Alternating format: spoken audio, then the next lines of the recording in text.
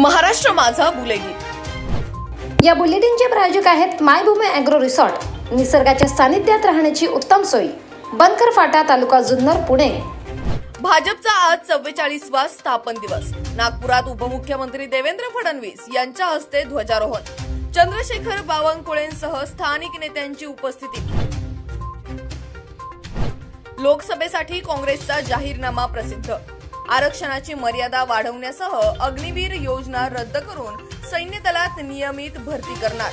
काँग्रेसचा सैन्य दलाबाबत महत्त्वाचा जाहीरनामा।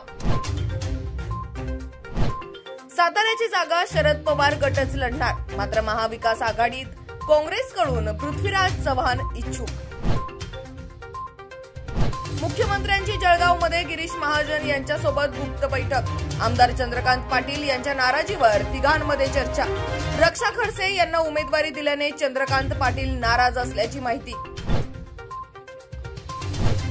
इंदापुरात फडणवीसांसमोरच हर्षवर्धन पाटील यांची खदखद। तालुक्यातील भ्रष्टाचारावर भाष्य करत भाजपातील कार्यकर्त्यांवर अन्याय होत असल्याची खंत व्यक्त।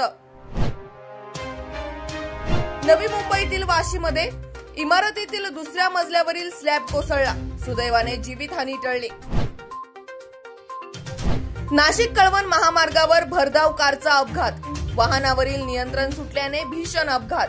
अपघातात 5 जण मृत्युमुखी।